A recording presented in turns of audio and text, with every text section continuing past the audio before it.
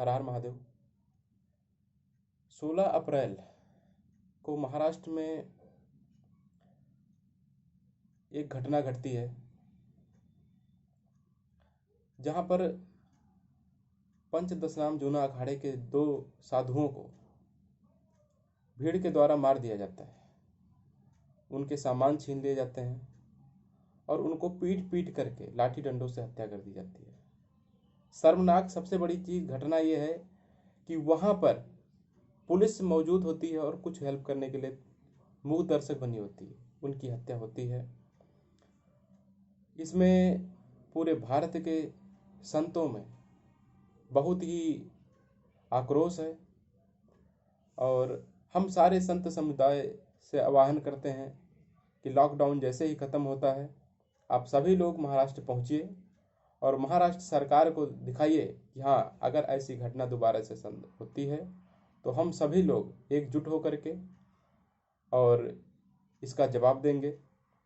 हमारे संतों में नागा संप्रदाय के बहुत सारे साधु हैं, बहुत सारे संत हैं जो हमारे संतों की रक्षा करने के लिए एक से एक पौराणिक लोग हैं जो ग्रंथ के बहुत सारे माने जाने बहुत विद्वान हैं और बहुत सारे ऐसे भी लोग हैं जो बहुत ही पहलवान जैसे होते हैं।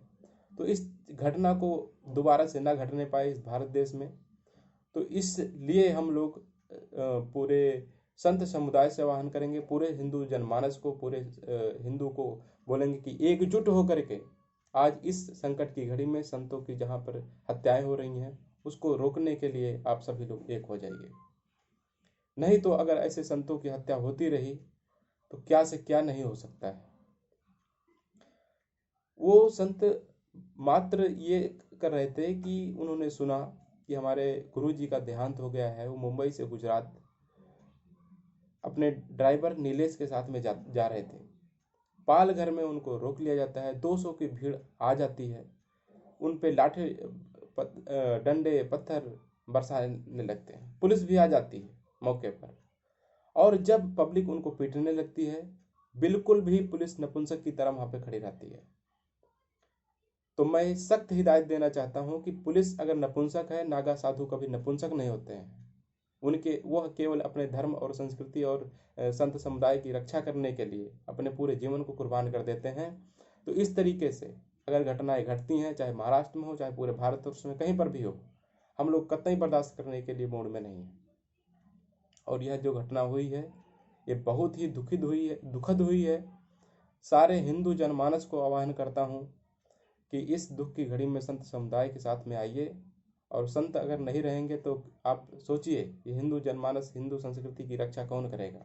आज हम लोग अपने जीवन को कुर्बान कर देते हैं आप लोगों की धर्म के रक्षा के लिए, लेकिन फिर भी अगर आप नहीं समझेंगे, नहीं एकजुट होंगे तो क्या होगा।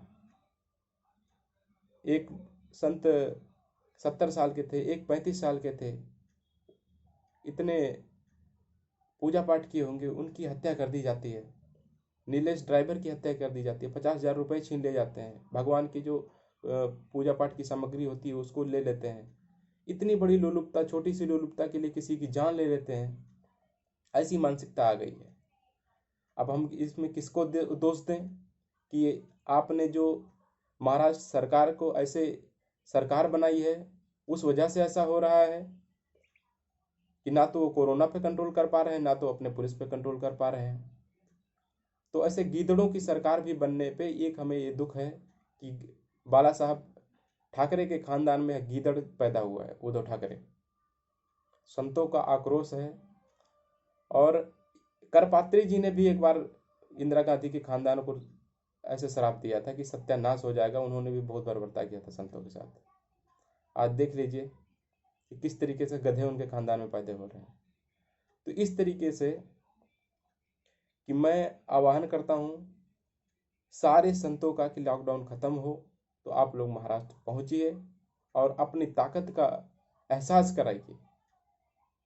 क्योंकि अगर ऐसे मॉब लिंचिंग में मार दिए जाते हैं, तबरेज अंसारी मार दिया था जो चोरी करता था, लेकिन कुछ न्यूज़पेपर में मैंने देखा कि संत मार दिए जाते हैं, उनको बोल देते हैं कि चोर मार दिए गए।